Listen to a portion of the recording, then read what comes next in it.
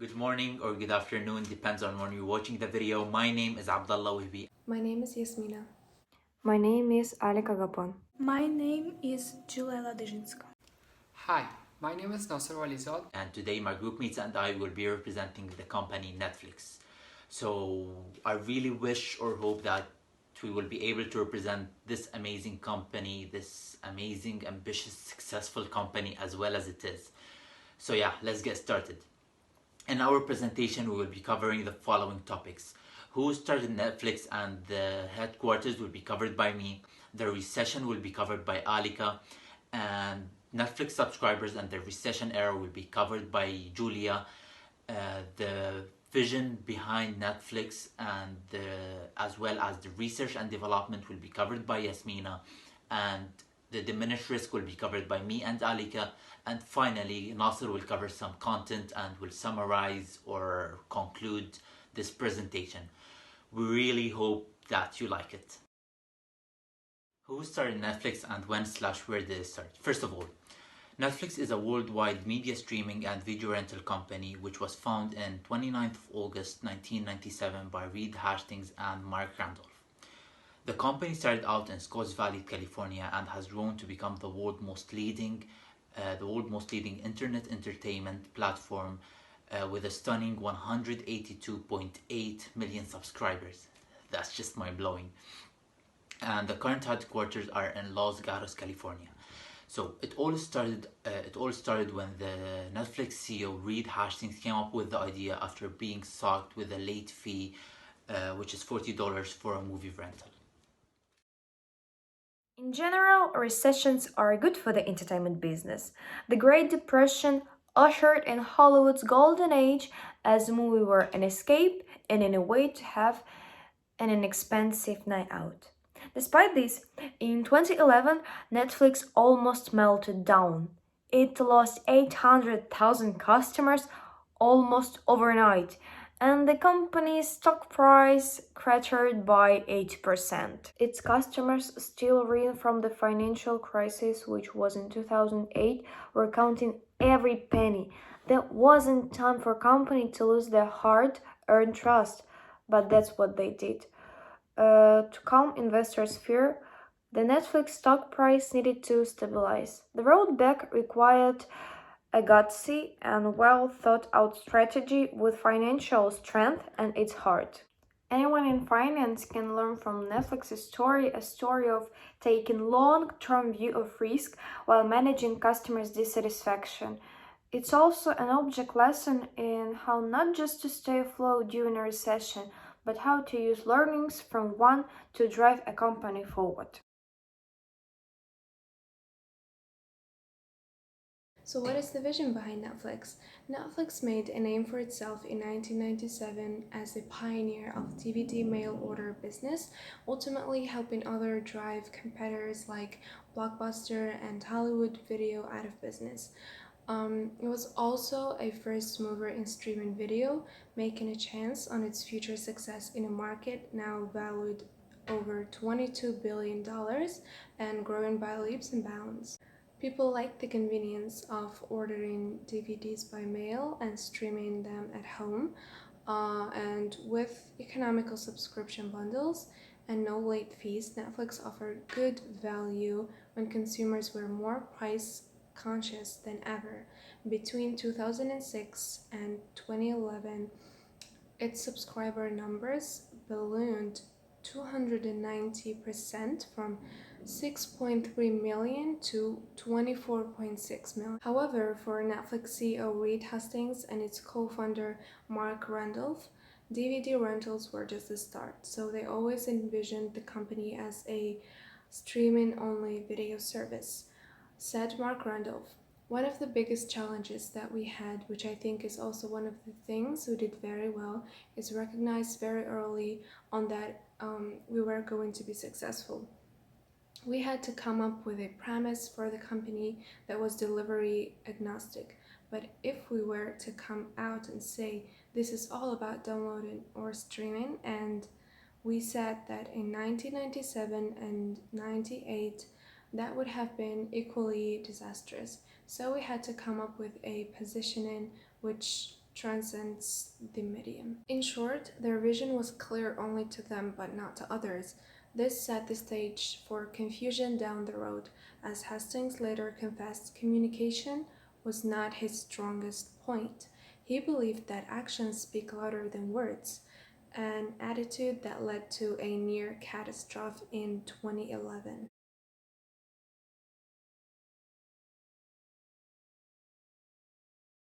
In July 2011, the company pushed forward with an initiative that made sense in light of its aspirations as a streaming company. First, they announced that Netflix was splitting its plans into two parts: streaming video and DVD rentals. Those who wanted both streaming and DVDs had to pay 60% more per month. Previously, they'd been able to bundle both for just $2 more. Any other time that might have gone through with wild grumbling. But this wasn't any time. This was a painful, protracted recession. In this slide, you can see a letter received by a Netflix subscriber after a company announced a streaming video and DVD rentals weren't buying it. In fact, most of it's a cash grab, especially since on paper Netflix looked so healthy. Few understood the immense expenditures that were being laid out to keep Netflix on the cutting edge of streaming, including $30 million to allow Netflix streaming subscribers to access 2,500 movies, TV shows, and concerts from the capable channel stars. 3 months later, Netflix put out an announcement that made the situation exponentially worse. The company was splitting into two parts. Again, this all made sense in light of Hastings' vision, but it didn't take into account the headaches it created for customers. There were to be two different sites and two different accounts. User preferences wouldn't cross over. This means subscribers were losing one of Netflix's best features: personalized suggestions. The DVD rental site was to be rebranded Quickster, a name that was widely compared and mocked with Web 1.0 era startups that went belly up, such as Napster, Dockster, and Friendster. For many who were hoping the company would walk back the pricing decision, this was the last straw. The DVD rental site was to be rebranded Quickster, a name that was widely compared and mocked with Web 1.0 era startups that went belly up, such as Napster, Dockster, and Friendster. For many who were hoping the company would walk back the pricing decision, this was the last straw. Read, thanks for reminding me that I should go somewhere else for my DVD rentals. It was an insult enough that you raised the price on me last month, right in the middle of the biggest recession since the Great Depression. But now, instead of sincere apology, all we get is excuses and a flimsy new name, wrote one of over 10,000 who commented on the company blog. Customers bailed out almost immediately following the announcement. Netflix's stock price plummeted in October 2011, following a price hike and an announcement that the company would split up its offerings and rename the DVD rental site.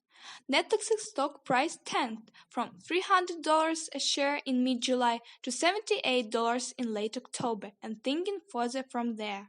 Analysts describe it as a nuclear winter for Netflix, with many predicting the company demise. The events that took place required a skillful strategy to pull the company back from the edge. Much depended on the finance team led by former CFO David Wells, who Hastings later credited with managing the company's finances during a period of dramatic growth. The company needed to turn the situation around and fast. Much of this fell on the finance team. They were well aware that the company would have to navigate the change from Netflix as a DVD rental site to Netflix as streaming video destinations, all the while winning back the trust of its subscribers. This required that they consider the key factors that would make the journey possible. First, the company needed to show it was listening to its customers. Second, they had to reduce risk by moving fast into streaming video ahead of the competition. Third, they needed to turn the company into a creative force in its own right. The finance team no doubt knew that with this strategy there would be short-term losses. DVDs has been a profitable business line that had sustained the company since its inception in 1997. And finally, the company needed a way to make a Netflix a viable alternative to its competitors, including the heavyweights of the industry like HBO. Thanks, Julia. And now we're gonna move to the diminished risk. You know, risks has been a part of business since it was ever created, and taking risks is just a part of getting the business done. So that's why, from a financial perspective, the CEOs of Netflix knew that removing the legacy part of the business, which is renting DVDs or selling DVDs, is going to benefit them for the long term, and it's going to be the best for them in the long term. That's why they had to convince their subscribers to move towards streaming.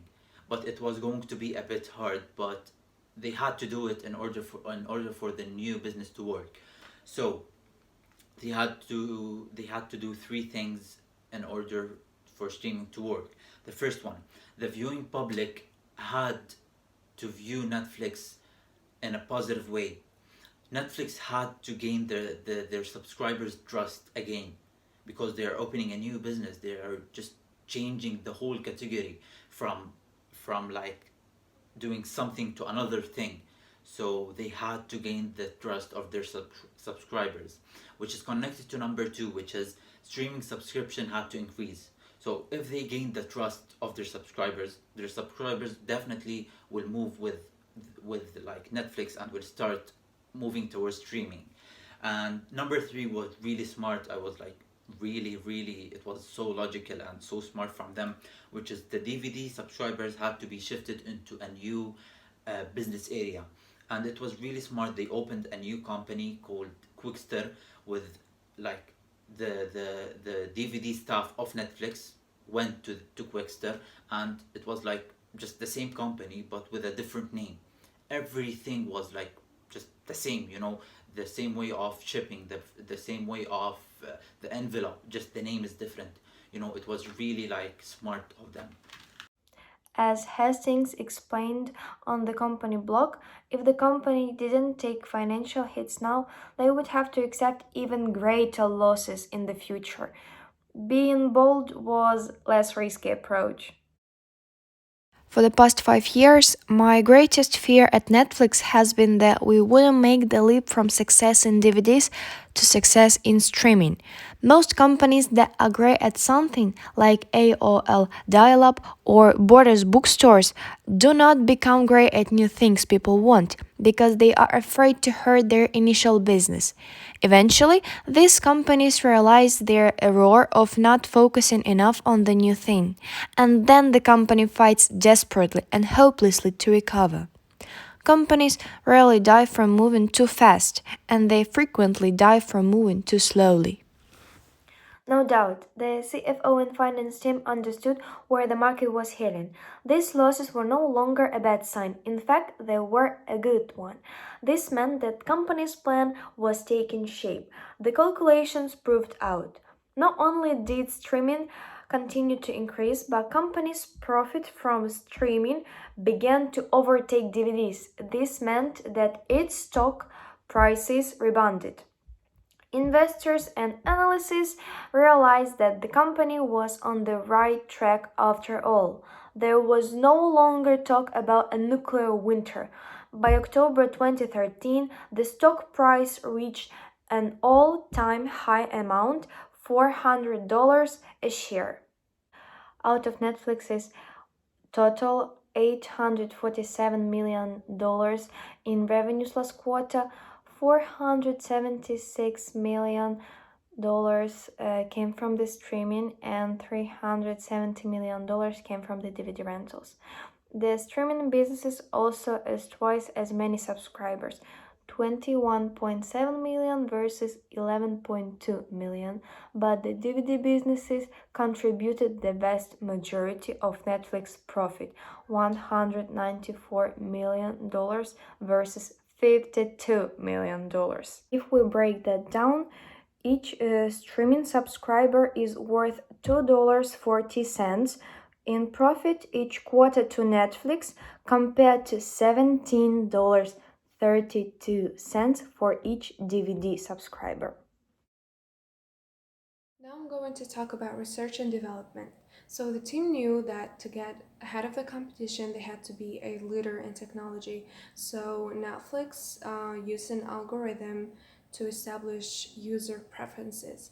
And then they began to moonshot into streaming. This means that Netflix was a first mover among its peers in the streaming video area, and the finance team proved it was willing to think about long-term situations and support large investments in untried technology. Also, the CFO David Wells and his team acted in service of their goal of growing subscribers. In 2007, the company put $40 million into developing a video streaming system called Watch Now. This might not seem like a lot for Netflix of today, but at the time, this investment accounted for almost 60% of the year's. Not only that, but the technology was at its infancy. So Watch Now could only run on Windows Internet Explorer, and the users had to download an applet to be able to use it. There were also bandwidth problems, and the internet didn't yet support the speed needed for a seamless video watching experience. But despite all of this, it meant Netflix perfected the technology ahead of the competition. The company was also growing its user base while its competitors just sat on the sidelines waiting for streaming to be ready for prime time. By 2012, all looked rosy. This early bet had proved correct, but in fact, Netflix was about to become a victim of its own success. And I want to speak about the last two parts of presentation, spent on content and conclusion. In 2011, Netflix began beefing up its own original content and investing in its own original series, like Orange is the New Black and political drama House of Cards. Over the past 12 months, Netflix spent more than $14.6 billion in cash on streaming content and want to spend more than $17 billion during 2017. About three big changes happened after 2011, placing large bets to ensure top quality entertainment, creating new ways of delivering content to audience that would fit their appetite, and also reinvent the Netflix brand as a TV and movie studio. On October 1st, 2008, Netflix announced a partnership with Starz Company to bring more than 2,500 new films and TV shows. This partnership ended in 2012 after 4 years, and the reason was Netflix asking customers to pay more for streaming content. That is why Starz Company ended this partnership, and thousands of movies and TV shows disappeared overnight and customers weren't happy. With Netflix original company pushed forward a bold plan to beat Hollywood at its own game. They would bring in big Hollywood talent and spend $100 million to make films and TV shows that were the same like other films and TV shows coming out of big studios. Wells was a key part of this, as he told audience at 2017 Goldman Conference, "I don't think we have any regret of the level of content investment we have made to date." And also he mentioned the company spend would continue to increase as long as the company can continue to add to its more than 100 million subscribers around the world. The next decision proved that the company's focus on technology was about to pay off, and Netflix chose its first program, a US remake of a British political drama, House of Cards. The company spared no expense bringing in top talent to make it, which include director David Fincher and also Fight Club, The Social Network. Netflix spent more than $100 million on the series. People enjoyed not only that, and they often choose political drama over other dramas. Netflix signed on to make 2 seasons of House of Cards and then released the first season all at once in February 2013. It was a hit. Its stock price rose 97% in the first quarter of 2013 alone, and by the end of 2013, Netflix had more than 44 million subscribers around the world. House of Cards set a new standard for streaming video programming. It was first online-only series to receive major nomination, and after that, next series was Orange is the New Black. That was really good. Now we know a lot about Netflix company. I want to focus on crisis management. For instance, Netflix company faced crisis management in 2011 when Source company ended contract after 4 years, and the reason was Netflix company asking customer to pay more money, and overnight more than 1,000 series and movies disappeared, and also Netflix lost more than 800,000 customers overnight. The company had to move fast in order to reduce the risk of being outpaced by the competition. The Netflix story teaches a great deal about how to successfully navigate during a recession. And also nowadays, majority of companies and startups face with crisis management because of the situation we have, because of this quarantine. But here's a question, which companies can take advantage of this situation? Yeah, of course. One of them, Netflix company, which added almost 16 million subscribers. And nowadays, Netflix company, it's one of the famous and successful company in the world with over 167 million subscribers. Thank you so much for watching.